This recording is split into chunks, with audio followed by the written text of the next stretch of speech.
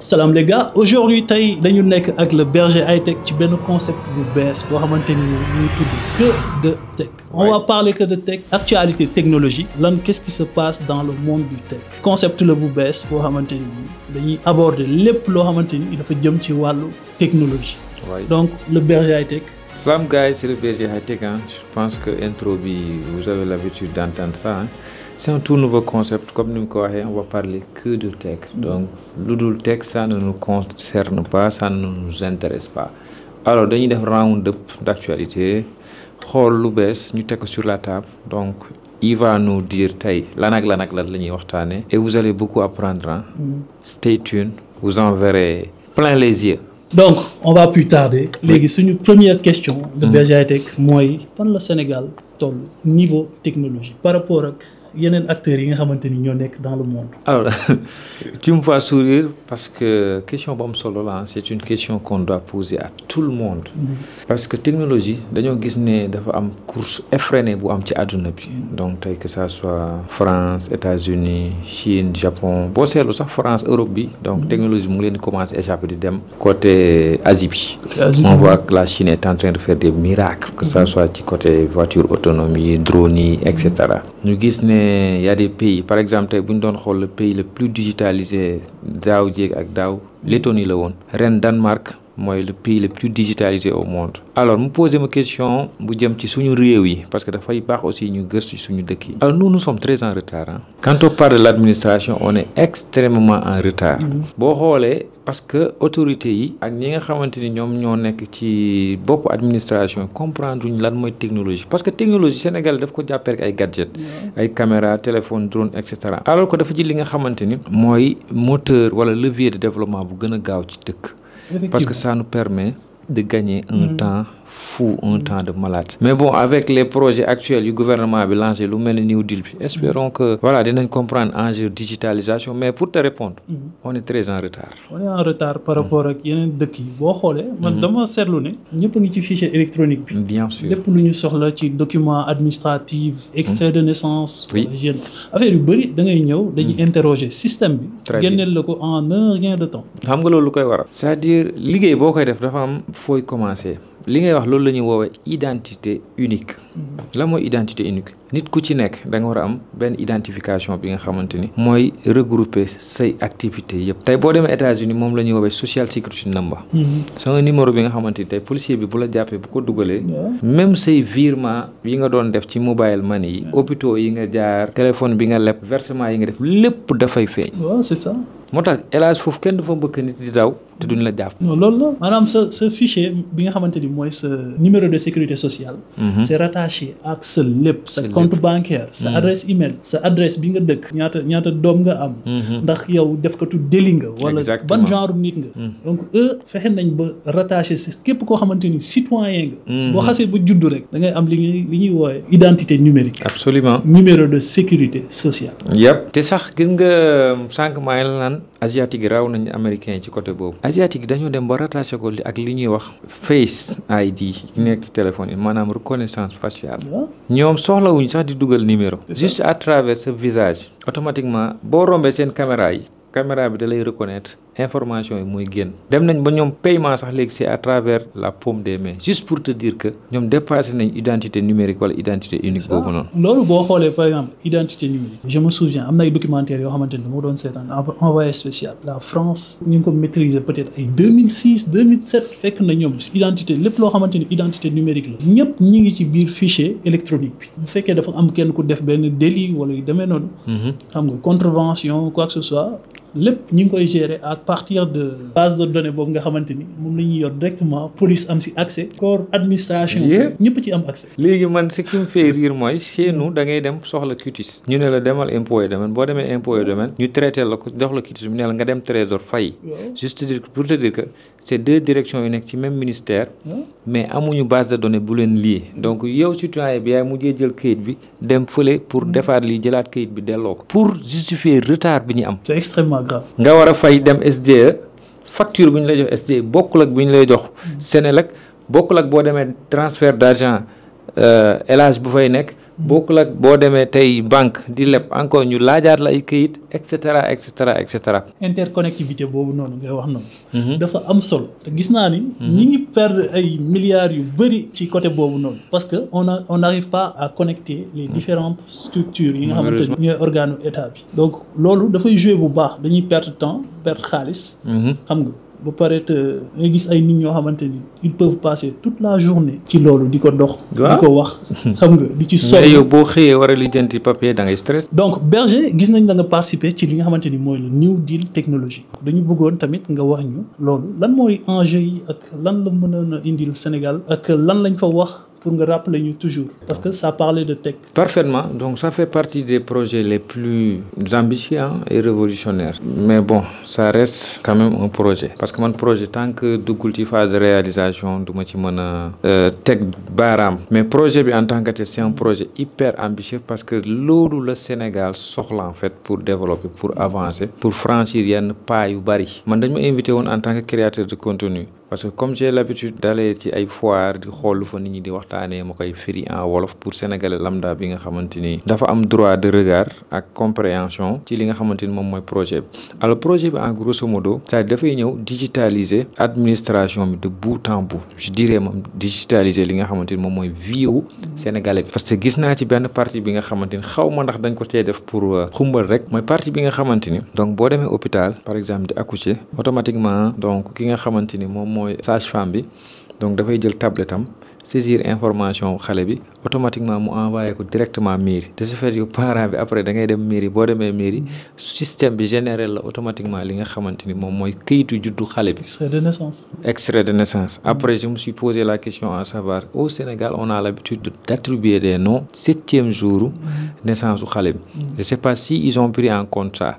Donc muy ay projets yi nga xamante ni que ça soit surtout côté terrain yi nga xamante ni dañ ci doon am problème et tout mais partie bi ma ci gën a intéressé te muy partie bi nga xamante ni moom mooy sous-bassement wu projet bi te xam naa dinañ ko aborder ci kanam mooy côté infrastructure réseau maanaam connectivité parce que mënoo ne tey da ngay dématérialiser procédure yu nekk Kédougou fekk na tey Kédougou boo fa demee pour nga wuyu téléphone portable sax waxuma la connecté wuyu téléphone portable sax c'est un problème tu vois léegi xaw ma nag ndax step by step lañ koy defee parce que dafa am li nga xamante ni moom moo jiitu mais le New Deal technologique en soi c'est un projet bi nga xamante si on arrive à réaliser ne serait-ce que 50% de ce qu'ils ont dit dana jël réew mi avancer ko bu baax parce que ñun li ñuy perte ci xaalis ci at jëm ci retard ci flux financier illicite jëm ci embouteillage jëm ci këyit mënuma la wax nu mu toll donc bu ñëwee dinañu fànqal loolu yëpp mais ba nii boog projet yi ñu jot a génne gum xam naa nit ñi dañ naan damay sànni xeer bon je vois que des sites web c'est des concepts wala ñu lancer benn site ne site bi ok kuy wër liggéey nga dem ci site boobu inscrire fa et cetera wala je ne vois que daal que des sites web que des portails daal que des portails que des concepts dispersés ba pare après xaw ma nag ay initiative personnelle ay nit la yu créé seen ay site tabax par exemple ne site bi pour New Deal technologique bi ma ne non c'était un projet dans sa globalité mais waruñu di seppi ay sous projet yu ndaw naan lii la parce que buñ ko naree teg ci ay site web rek non mais hélas la montagne risque d'accoucher d'une souris. mais gis nañ ni temps yi Sénégal ñi ngi commencé utiliser li ñuy wax intelligence artificielle. bu baax a baax. gis nañ ñu bëri ñu ngi koy utiliser bon genre pour def ay vidéo générer ay vidéo wala générer ay image gis naa ñoo xamante ne nii xam nga Sénégal moom fii moom suñu wàll li gën a bëri dañuy def comédie. donc damay dajeek ay vidéo comédie yu bëri yoo xamante ni ça a été fait par l'IA. intelligence artificielle Google bu bees bi génn. VO3. ñu bëri dañ koy dugal après générer ay voix en wolof. mu doon lu xorom. ak accent yi en plus. waaw mais intelligence artificielle boobu yow lan moo ci sa xalaat. ak ban impact la mën a am ci jeunesse bi ak sénégalais yi nga xamante ni ñoo koy utiliser au quotidien. Alors comme je dis l'IA c'est la 4e révolution parce que tey gis nga les GAFAM bu ñu waxee GAFAM pour ñi nga xamante ni xamuñu ko mooy Google Amazon Microsoft Apple mooy ñi nga xamante ni ñoo téye àdduna bi jëm ci wàllum technologie ñoom ñoo ëppale xaalis ñooñu suñu demee ba jël ay centaines de milliards de dollars di ko investir ci benn mbir c'est parce que xam nañ ne mbir mii nii mbir la enjeu la bu extraordinaire. Récemment Mark Zuckerberg dafa recruter benn boy bu am 28 ans boo xamante ni dafa créé woon benn startup bu tudd Scale AI mu ngi ko recruter 15 milliards de dollars. 15 milliards de dollars soo ko doon convertir en CFA. laisse tomber, c'est plus que le budget du Sénégal. yi ñuy dem di voter foofu noonu. 15 milliards de dollars le recruter booy bi. 15 milliards de dollars je rappelle. 15 milliards de CFA rek c'est déjà trop nga recruter ko nit. Il y a un an de cela Donald Trump ak Elon dañoo amoon projet bu ñu doon woowee Stargate. Stargate boobu noonu c'était à hauteur de 500 milliards de dollars. projet bi lan la investir ko ci intelligence artificielle kese. ñu ne déet monde arabe bi dajaloo Qatar et cetera ñoom plus de 2000 milliards la ñuy dugal pour créer benn cité bi nga xamante ni juste IA kese lañ fay def. donc bu ñu la déggoo intelligence artificielle dafa doon loo xamante ni nii dafa am solo sur l'avenir de l'humanité. Absolument dafa di loo xamante ni c'est quasi incontournable. Et la preuve guerre la nu mu nekkee guerre OpenAI créé nañ ChatGPT ak Sam Altman ñu ne déet Google ne non il faut mu financer créer programme Gemini ñu ne déet chinois yi indi DeepSeek pour contrer ChatGPT Mark Zuckerberg mu indi Meta AI et il y a des centaines d'autres startups yu nekk Silicon Valley yoo xamante ñoom aussi ñu ngi indi seen ay IA parce que xam nañ foofu la monde bi jëm. IA c'est quoi? C'est l'intelligence artificielle, c'est doter l'ordinateur, la machine d'une intelligence maanaam muy am possibilité de jël ses propres décisions. On a vu des IA yi nga xamante ni ils risquent de remplacer des docteurs. C'est-à-dire beaucoup vont chômer d'ici peu. Il y a même des docteurs qui sont sortis. ñu génn carrément ne non l'IA nous a dominé. Oui. L'IA bu ñu xoolee intelligence artificielle bi dafa doon loo xamante ni ñun mënatuñu rivaliser ak moom. parce que bépp question bu ñu teg sur la table intelligence artificielle bi moo ñu ci mën. te da koy tontu ca saasi. ba pare du ci def erreur. xam nga la moo tax parce que tey IA dafa am ci ginnaaw lu ñuy woowee machine learning. machine learning boobu c'est des années d'entraînement. et ces années d'entraînement c'est des milliards de données. am na benn IA bu tudd ay avocat boo xamante ni avocat yi nekk France yi dañoo dajaloo woon def grève ne nañ interdire intelligence artificielle boobu France. pourquoi parce que li nga doon fay benn avocat 2000 euros mu la koy régleel ci ay une semaine da ngay abonné ci plateforme bi euro ngay fay par mois. question juridique boo am tu poses ça à l'assistant conversationnel il te répond. ñu ne IA boobu dañ ko jox 45 ans de cours de droit école yu gën a kawe ci àdduna bi. waaw mais xoolal loolu. lañ jël jox ko IA bi. non mais c'est que nit ñi tamit il se rend pas compte intelligence artificielle ni mu grave maanaam mi ngi mel ni benn genre cerveau boo xamante ni da nga ko teg information boo soxla ci saa si moom xam na fi mu koy jëlee. voilà te il se plante jamais li nga soxla loolu la lay jox en temps réel. waaw voilà fa nga ko soxlaa ba pare amul benn erreur bu mu ciy def comme ni nga ko waxee rek. il y aura beaucoup d'emplois yoo xamante ni. non qui seront voués à l'urgence de se réinventer. comme je dis wala sax ñu xam. nan la ñuy utiliser intelligence artificielle bi. parce que IA entité la boo xamante ni dafay soxla être humain pour mu mën ko di ko piloter. obligatoirement parce que IA dafa am lu ñuy woowee prompt c'est-à-dire c'est comment déclencher l'IA comment lui poser les bonnes questions et comment donner des ordres yu baax naka ngay yónnee nit ki parce que tey mën nga yónnee nit ki te waxoo ko fan nga koy yónni fu ko neex lay dem IA bi da nga war a am capacité écrire de très bons prompts pour mu mun laa générer exactement li nga xamante ni moom nga soxla moom nga bëgg. donc c'est un outil boo xamante ni si c'est très bien utilisé il peut faire des miracles mais quand c'est mal utilisé aussi lum la nar a jural du bari tey xoolal drone yi nga xamante ni dañ ko affilié ak IA lu ci gën a graaw mooy cybersécurité cybercriminalité les experts yi nga xamante ni maîtriser nañ IA ils ont conçu des virus qui fonctionnent avec l'IA des virus qui s'adaptent comme cancer nu muy créer ay métaphase di changer léegi dem nañ ba virus informatique yi intelligent wu nañ ba ay attaque par tactique la ñuy def. ok Berger donc intelligence artificielle temps yi dañu gis ñoo xamante ni dañu jël ay ñaari intelligence artificielle bon dañuy gis gars yi ñu def benn genre bac à sable système boo xamante ni dafay isolé léegi ñu dugal ci intelligence artificielle bi pour xool ba xam ndax intelligence artificielle lu dangereux la est-ce que il peut retourner il peut se retourner et prendre les commandes maanaam émanciper wu ci ñi nga xamante ni ñoo ko créé ba pare mën a agir de son propre chef wala mu mën a propager wu di mën di intervenir di changer son propre code wala muy dugg ci yeneen système yoo xamante ni dugguloo wuñ ko fa wala mu libéré wu de son maître ki nga xamante ni moo ko créé muy l'homme. mais c'est normal parce que gis nga on a vu ça dans des films te quand tu parles d'intelligence c'est la capacité d'interagir c'est la capacité de prendre ses propres décisions man noonu laay définir intelligence donc nga créer benn système bi nga xamante ni dina dem ba bu jàngee dina am possibilité di jël ay propres décisions parce que intelligence artificielle bu dem ba ñor généralement moom mooy jël ay propres décisions donc bu ñu continuer di dopper intelligence artificielle ba ñu yegg benn niveau bi mais il faut pas qu'on soit surpris ñu jékki-jékki gis benn intelligence artificielle bu jékki-jékki jël contrôle électricité wu benn dëkk di ci def lu ko neex wala jékki-jékki jékki-jékki intelligence artificielle bi rebelle wu contre ki nga xamante ni moom mooy maître parce que tey l'objectif c'est de créer des robots qui fonctionnent tout seuls, des robots autonomes. On a vu des voitures connectées, des voitures autonomes autant pour moi auto yi nga xamante ni man j'ai eu la chance ma testé ko en 2023 à Las Vegas. da ngay yéeg oto bi di dawal boppam di lire panneaux yi di jël ay propres décisions kenn dawalu ko da ngay toog ci ginnaaw côté oto bi di dem. donc imaginez oto bi jékki-jékki jël contrôle boppam jël nit ki yóbbu ko fu ko neex parce que seetlu nga yow seetaankatu film nga liñ doon gis ki film yëpp ça se réalise petit à petit. ay robot bi Will Smith ci defoon ñu jékki-jékki gis robots yi c'est comme les robots Tesla Optimus là même sax design la robots yi jékki-jékki jël contrôle dëkk bi rebelle wu.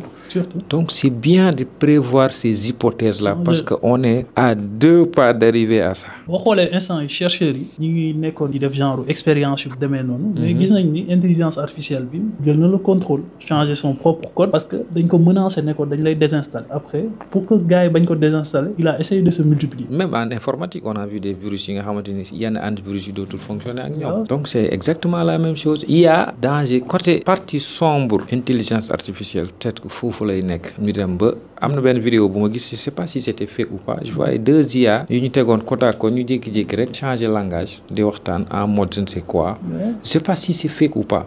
mais si c'est vrai inquiété wu jot na. comment on utilise ça au Sénégal je sais pas yow lan nga ci gis. bon Sénégal gis naa ni utilisation bi ñu ci am mooy bu gën a terre à terre corriger ay textes wala def ay recherche wala générer ay images suñu genre gi nga xamante ni dañuy def ay vidéos illustratives pour mën ko di ko utiliser pour embellir yenn genre démonstration yi wala présentation yi. juste pour dire que loolu c'est même pas 1% ci capacité bi IA générative bi ñuy def nii créer ay textes mu lay générer ay émissions ay concepts ak ay textes ak di la traduire wala di la générer ay vidéos. non loolu c'est même pas 1%. loolu taxul gars yi di ci dugal ay milliards. on a vu aussi l'avènement agent IA maanaam agent IA intelligence artificielle la boo xamante ni nii léegi il se contente plus de regarder maanaam moom day jël sa souris jël sa clavier di def maanaam sa carte bancaire say information di ko utiliser comme si yaa toog sa ordinateur. mais c'est la définition de l'intelligence artificielle. ba ñuy créer IA l'objectif c'était ça c'est-à-dire mu jël place nit di décider boppam d'une manière très autonome nga jóge bureau mu connecté ak sa oto calculer trajectoire bi xam ne dans tant de minutes tu vas arriver mu taal clim bi préparer chauffage kër gi lu fa war a nekk yëpp mu defar ko ba yow boo ñëwee rek fii optimal loolu mooy objectif IA les maisons connectées et cetera tout ça là ñu dopé ko ak intelligence artificielle oto yi ñu dopé ko ak intelligence artificielle feu de circulation yi ñu dopé ko ak intelligence artificielle bureau yi ñu dopé ko ak intelligence artificielle c'est-à-dire l'humain il sera juste un spectateur lépp dañ ko koy préparer day ñëw rek il utilise ba yegg toog jàpp ne am rëm IA taal télé xool nit ki kanamam dem ba xool kanamu nit ki xam ban humeur la am mu proposer ko film bu méngoog humeur boobu mais tu t'imagines foofu leen toll. fan yi gis nañ la nga def benn vidéo de test ci li ñuy wax les méta AI mu doon ay lunettes yoo xamante ni dafa ànd ak intelligence artificielle donc méta AI lunettes yooyu noonu nga xamante ni méta moo ko defar def ci biir intelligence artificielle yow nan nga ko gisee. alors mooy li ma doon wax rek ba ma nekkee xale ndeysaan dama doon seetaan Dragon Ball Z di gis ñu jóge woon ci planète Vegeta les super héros lañ leen doon woowee. super saiyan yi bu ñu ñëwoon tu vois dafa am espèce de lunette bu ñu doon takk mu am oreiller tu te rappelles léegi bu ñu taxawoon jàkkaarloog nit rek lunette bi da leen di wax ni mu tudd capacité dooleem et cetera force physique tout ça je sais pas si tu t'en rappelles si tu es fan de manga dañoo egg foofu ñun méta AI yi lu ci neex mooy méta story yi lunette yi boo ko takkee c'est-à-dire ñu si bëri nag malheureusement utilisation basique lañ ci am méta take a shot mu jël photo take a vidéo mu jël vidéo alors que méta boo taxawee jàkkaarloog benn affaire tu peux lui poser la question à savoir méta qu'est-ce que j'ai en face de moi mu wax la tu as une caméra marque tel la et cetera tel mu lay wax ngeen waxtaan c'est-à-dire lunette la bu lay permettre ngay photo vidéo déglu son en même temps ngay analyser sa environnement di waxtaan ak moom ba pare genre assistant la bi nga xamante ni da ngay doxantoog moom lu ma ci gën a neex mooy le design est très sobre avant ay ngandi lunette lañ doon takk yu am ay fil ak bouton partout mais ça passe inaperçu ça passe très inaperçu et c'est utile pour beaucoup de personnes c'est pas pour faire des pranks wala pour malheureusement utilisation basique bu ci nit yi di am takk ko nii di photo nit ñi à l'heure non ça va au-delà de ça tey les laborantins mën nañ ko takk les biologistes mën nañ ko takk les médecins mën nañ ko takk policiers yi dañ leen ko war a imposer caméra embarquée yi nga xamante ni dañ koy def ci dañ leen ko war a imposer donc c'est des choses qui peuvent changer les donnes voilà. méta AI gis naa ni mooy intelligence artificielle bi gën a accessible instant bii ni ñu toll nii à l'humain quoi parce que c'est des lunettes yoo xamante ni nii qui sont connectées déjà mën nga ci déglu musique et puis c'est des lunettes comme yi ñu takk ni monter ci sa ay myope en même temps ça te permet nga am ay images yu immersif ay vidéos yoo xamante ni nii en vue POV dafay mel ni kii seetaan day dund action bi ak texte yi accessibilité intelligence artificielle bi nekk ci biir à tout moment yaa ngi ak sa intelligence artificielle mu mën a analyser à partir de benn simple requête boo xamante ni da nga koy dugal ni ko hey Meta fais-moi ceci wala qu'est-ce que c'est que ça il te répond il est connecté avec ton téléphone en même temps tu peux écouter de la musique man daal gis naa ni mooy intelligence artificielle bi nga xamante ni moo gën a accessible fi ñu toll surtout pour le grand public et puis ça coûte pas cher hein. Ouais, c'est à portée de main hein.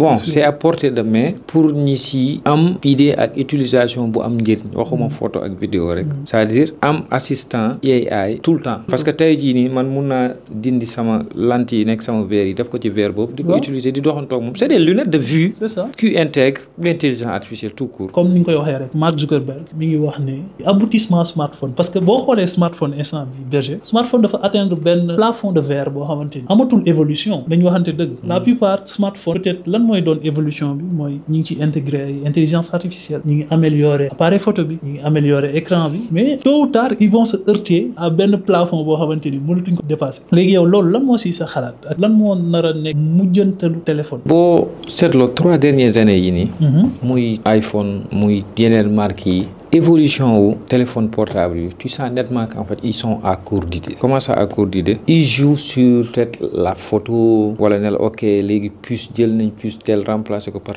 puce tel mais évolution bu tax ñuy wax évolution amatul ci smartphone parce que liñ ci war a def yëpp def nañ ko. Am na ay jamono dafa am benn start-up américain bu présenté woon benn genre objet tuddee ko futur téléphone portable yi mooy pince boobu nga xamante ni da nga ko doon def fii nii muy projeté hologramme ci li nga xamante ni moom mooy sa paume des mains si tu te rappelles. Ba pare boobu aussi dafa àndoon ak intelligence artificielle boobu mën nañ ko jël boole ko ci futur smartphone yi. Beneen bi mooy Meta AI c'est incontestablement disons l'un des remplaçants du téléphone portable parce que tey téléphone portable liñ ci intégré mooy IA yi assistant vocal yu mel ni Siri Gemini et cetera parce que tey mën nga teg fee sa téléphone portable tu lui fais faire des choses sans pour autant nga laal ko. Hey Gemini mu ubbee ko est-ce que tu peux envoyer un message à Geek Tech contenu du message Geek est-ce que tu peux passer chez moi tu envoies ça tout de suite surtout sans pour autant que tu touches ton téléphone portable donc ce qui veut dire que c'est possible avec les lunettes à condition ñu intégrer écran ci li nga xamante ni moom mooy lunettes yi day am possibilité di gis li ngay def c'est-à-dire di activer écran bi di ko désactiver. Récemment gis naa ay lunettes yoo xamante ni def nga test. Je pense que c'est des lunettes de Huawei Vision Glass. Huawei Vision Glass. Je l'ai testé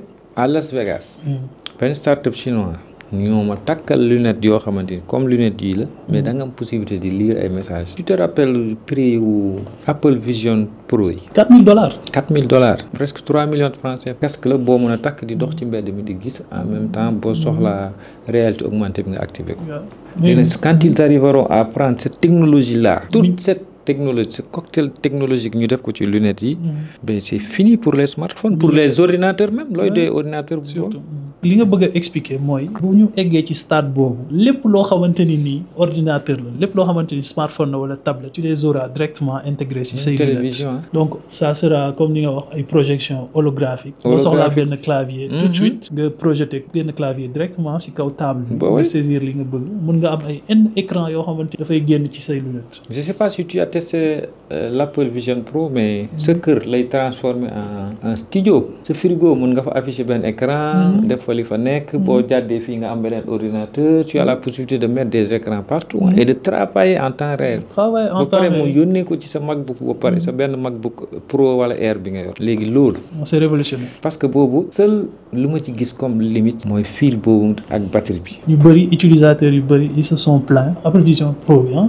donc au bout de 2 heures de temps d'utilisation côté encombrant quoi ça fait mal quoi non mais attends la taille quand même c'est pas confortable et puis c'est lourd donc berger impact bi nga xamante ni moom la lunette connectée yi am ak fi mu nar a jëm moo nar a remplacer gi li ñuy wax smartphone ouais non seulement dina remplacer smartphone beneen bi aussi li ñuy wax métavers donc daf ñu introduire ci benn monde bu ñuy wax métavers c'est quoi le métavers c'est-à-dire monde la bi nga xamante ni dañuy fay am ay avatar di fa daje di régler suñu ay problèmes maanaam tey ma toog suñu kër am réunion à Dubaï avec des partenaires donc on se connecte via nos lunettes ñu daje ci Burj Khalifa bi ku ci nekk sa avatar apparaître ñu def suñu réunion pare tënk li ñuy tënk. Ah bon? te kenn du bouger fi nga jëm. te c'est comme si yéen a fa nekk en présentiel. en présentiel damay tourner gis naar bi. nga tourner gis El Hadj taxaw. waaw tellement réaliste et tout ngeen joxante loxo parce que dafay accompagner wu plus tard avec des gants haptiques. visite yi nga xamante ni dañ ko doon def ci agent immobilier yi. léegi on n'aura plus besoin de nous déplacer da ngay bëgg a toog fii jënd benn appartement à Abu Dhabi. toog dugg ci biir appartement visiter ko gis ko en 3D mu nekk loo nga xamante ni day mel ni maa ngi nii di ko gis du ci am benn différence. c'est intéressant. foofu aussi dafa bokk ci futuru lunettes connectées yi. Berger sànq ñu nekkoon ci benn dynamique bu am solo benn question bu am solo. muy le New Deal technologique. Sénégal 2050 am na ay sujets yu am importance yu ñu évoqué woon. muy wàllu interconnectivité. donc interconnectivité boobu dafay doon loo xamante ni dafay lier région Sénégal yëpp. xam nga ñu mën a am benn base de données boo xamante ni ñëpp ci accéder ndoo quoi en temps réel. sama xam-xam bu ndaw est-ce que dañuy gas ay câble di ko dugal ci suuf. wala ci suñu 3G bi lay jaar wala 4G bi. wala 5G bi nga xamante ni nii c'est pas encore au point maanaam nan la nar a demee quoi Berger. alors poser une question très pertinente.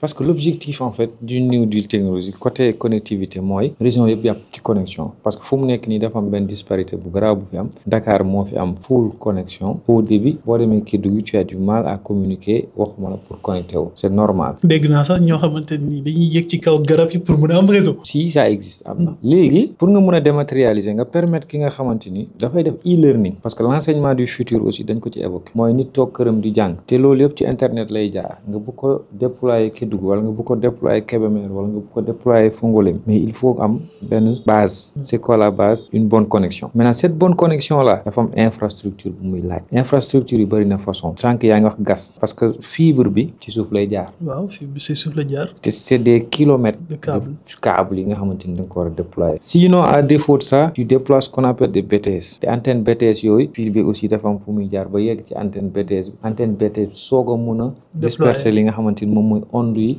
nit ñi mën cee jot tu vois effectivement alternative yooyu ça coûte cher ça prend du temps opérateur de téléphone yi kenn moo ci tane moo ci ëpp doole moo ci ëpp doole moo ci tane des fois day boot ñeneen ñi sax di leen may connexion te à lui seul sans soutien wu état bi pour ñu yegg ci niveau boobu yaa xam naa 2050 dañ ko passé parce que bu ñu fàtte ne ñu ngi 2025 donc il nous reste combien d'années 25 ans 25 et pour réaliser loolu en 25 ans je pense que ça risque d'être compliqué alors qu'il y a des solutions qui existent déjà qui ne coûtent pas cher yu ñu jot a tester utiliser ko ba ci yenn dëkk yi sax accepté nañ licence bi dugg foofu muy Starlink te Starlink ci gën a neex mooy Elon Musk dafa déployer ay milliers de constellations mooy ay satellites yi nga xamante ni dafa nekk ci jaww ji satellites yooyu noonu dañuy tiim dëkk bi donc connexion satellitaire direct ngay am nga nekk Dakar rek nga nekk Fongolem nga nekk Makka Koulibantang ñoo si yam même qualité de connexion ngay am donc c'est pas ndax dafa am lu nekk ci diggante bi lu ñu xamut parce que tamit ñun nekkuñu ci niveau de décision yi ba mun a xam moo tax déployer ko mais yow xam nga ci dara yow de toute façon jot nga cee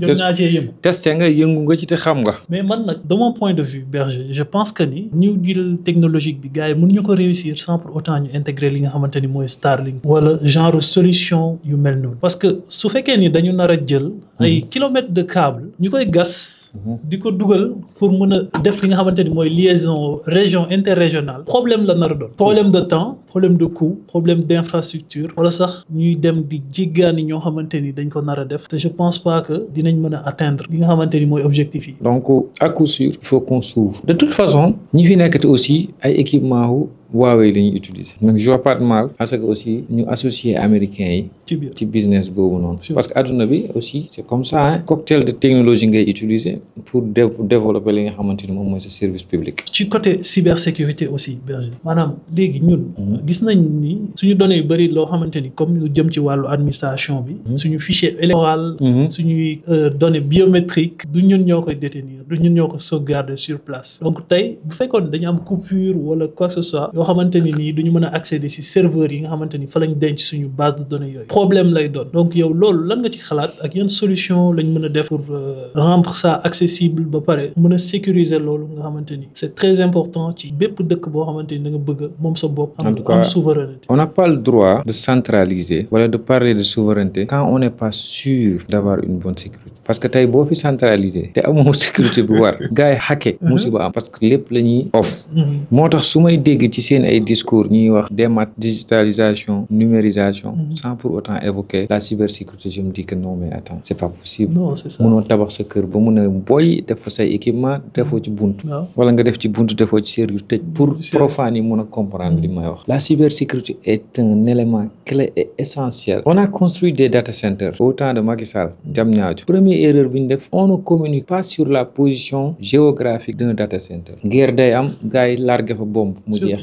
Tu vois, qu'est-ce qui se passe en Iran et Israël. Israël mu ngi jéem a xool fan la planque projet wu nucléaire bi nekk pour ñu bombarder foofu. Imaginez Iraniens yi publié woon ne fii la planque nucléaire yi nekk. Mais ils envoient un drone qui bombarde. Donc il y a des informations qui ne se disent pas. Et loolu dafa bokk ci cybersécurité parce que la sécurité physique est partie intégrante de la cybersécurité. Beneen bi mooy souveraineté bi pour nga am ko il faut nga investir sur ay data center ak ay supercalculateurs. Yéen ñi liggéey ci équipement wu tech yaa ma gën a xam comment on doit faire pour arriver à ce niveau-là. Maanaam boo gisee instant bi Amérique ak Chine ñu nekk di def benn genre course aux semi-conducteurs. Boo xoolee ñu nekk di privatiser yenn semi-conducteurs yi. naan non ñi amuñu ci droit ñi am nañ ci droit. Bien sûr loolu la semi-conducteurs yi léegi dafa bokk ci li nga xamante ni mooy entraîner.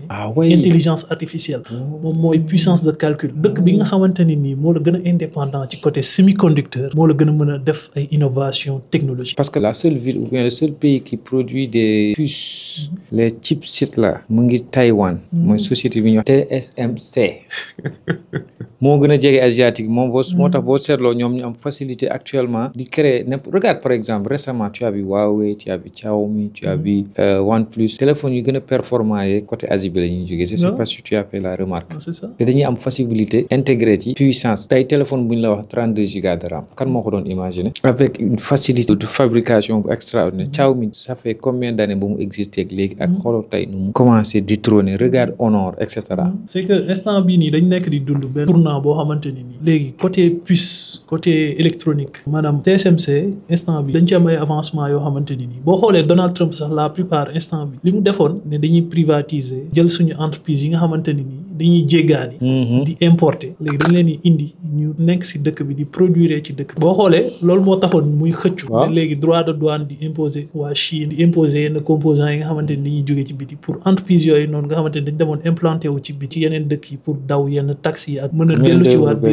biir Amérique di defee seen production directement biir Amérique mais gars yi gis nañ ni loolu mënul nekk parce que pour mu am c'est des années et des années. Ak aussi la main-d'œuvre ouvrière. Chine c'est 2 milliards d'habitants. États-Unis c'est 380 millions de paresseux. Ils sont en surpoids ba pare ils sont paresseux. Les Noirs ne veulent pas travailler, je suis désolé, c'est pas pour stigmatiser mais je sais ce qui se passe, c'est pas tout le monde quand même. Donc Berger en ce moment dañu gis benn genre phénomène boo xamante ni nii mobile money yi ñu ngi koy def biir Sénégal. ku ci mel ni Wave gis nañ ni ils ont déployé un coffre. ñu jékki saay ñu gisaat ni ils ont déployé li nga xamante ni mooy carte bancaire numérique.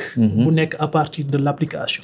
mais loolu est-ce que nekkul di mel ni Wave dañu bëgg a jël képp koo xamante ne ni am nga Wave sa téléphone ñu defal la pour nga am compte bancaire par force. waaw parce que tu sais l'avenir des banques c'est la fintech. mooy ce qu'on voit actuellement donc on a vu aux États-Unis avec PayPal ay jamono yu yàgg. PayPal moo tax Elon Musk tey nekk lu mu nekk quoi. XCOM et cetera la banque XCOM qui est devenu PayPal et cetera ba tey nu mu amee SpaceX et tout ça. ñun dañoo brûler benn étape au Sénégal dañoo tëb étape bancarisation dem directement étape mobile money te malheureusement à un moment donné il faut ñu dellu si ci étape bancarisation xam la moo tax parce que étape bancarisation mooy étape bu international ci ngay utiliser Visa Mastercard parce que tey suñu mobile money yi mënoo ci def ay paiement international tey mënoo fayee Orange Money mënoo fayee Wave pour jënd billet avion par exemple tu es obligé d'utiliser une carte bancaire. waaw parce que moom moo fay dox.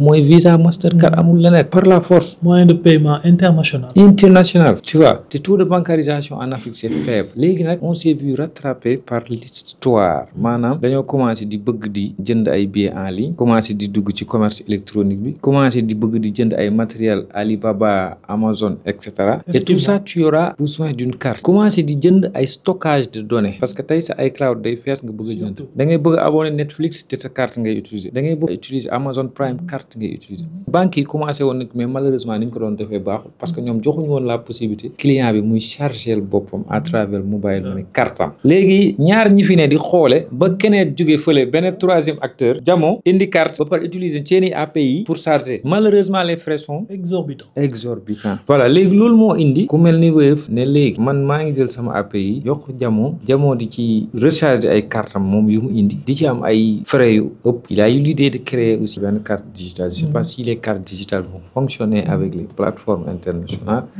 I don't know. J'ai un ami qui l'a eu en avant-première ci téléphone am bon ça a été déployé mais il m'a dit que ni lépp ça fonctionne il fonctionne avec toutes les plateformes yu ci mel ni ay Apple TV par exemple ay bon Google Play Store parce que moom Android la yor. mais tamit option bi pourquoi c'est pas encore disponible pour tout le monde. bon je pense que instant bii nii dafa nekk en phase test c'est ciblé. xam naa dañuy xool ñi nga xamante ni ñooy gën a utiliser genre paiement yi. pour def man kon dama ko war a pour verser. non parce que moi je suis. même man j'utilise beaucoup. Je fais beaucoup de paiements en ligne. Oui, c'est évident. Beaucoup de paiements en ligne avec Jamo wala yu demee noonu mais je sais pas pourquoi le gars là il l'a eu en avant-première. loolu ma jaaxal. waaw parce que j'ai vu certains se plaindre sur internet disant que ñii am nañ ko pourquoi ñoom amuñu. mais doon na benn affaire bu am solo daal en tout cas. xaw ma la moo tax déployer guñ ko ci ñëpp. mais innovation la boo xamante ne nii dina permettre Sénégalais yi yëpp parce que képp koo gis. am na Wave te bon fekkee ni képp ko am Wave am nga carte bancaire bon ça va. oui parce que comme li mu la wax c'est inévitable dañuy retourner dañuy dellu. boo tëbee benn étape technologie. da ngay dellu parce que c'est forcé tout est lié. mënoo jënd te amoo carte. c'est ça mënoo jënd léegi ci internet te amoo carte reconnaître ñu mobile money parce que les mobile money sont locales. la carte Visa est internationale. la carte Mastercard est internationale. ngay xool boo demee benn dëkk yu mel ni comme Chine. foofu boo duggee tu peux gérer tous les paiements par ce WeChat. Alipay WeChat donc tout se fait par paiement électronique. directement léegi da ngay jël sa benn carte Visa. voilà link ko ak sa WeChat. tu peux faire tous tes paiements resto taxi même. c'est comme Uber. c'est-à-dire sa carte bancaire. c'est un élément daal central essentiel. pour pouvoir acheter faire du shopping sur internet mënoo ci dara. man gëm naa ni dina tax ñu mën a passer benn cap quoi. ñu mën a accéder ci yenn affaires yu bëri yoo xamante ni amuñu ci woon accès. xam naa émission bii di ñëw. foo ñu waxtaanee néobanque. futur finance tech. parce que c'est un sujet extraordinaire dama demoon Londres. benn salon fintech. mais fi ma gis fi banque jëm. non ku yéex a nand rek da ngay nelawaat. non c'est ça c'est que ñu bëri nag comme ñun suñu parents yi. les personnes âgées ñoom dañuy sceptique quoi à ce que jël seen xaalis. xam nga di dugal ci carte bancaire wala yooyu. c'est normal parce que loo xamul rek xamoo. da ngay dem États-Unis ñëpp yor crédit carte. di xoos rek di dem. di xoos di dem kenn du déplacé wu. et puis léegi regarde y a des cartes sans contact da ngay dem Dubaï di jënd. fay génn dem. ñii def ko ci seen Apple Watch yi. Apple Pay tak dem. Chine moom léegi ci poom yi lañ ko def seen poom yi la ngay fay. parce que le temps c'est de l'argent c'est de l'or. mais gars yi loolu moo nekkoon Cœur de Tech. suñu invité du jour. Berger Hightech 40 minutes de tech. voilà lépp loo xamante ni dafa jëm ci wàllu technologie. numéro un. mais on vous promet quand même des invités de taille de marque ay invités tech international ñi nga xamante ni ils ont fait des preuves des miracles ci monde tech parce que fi on parle que de tech. donc Berger on te remercie. Check.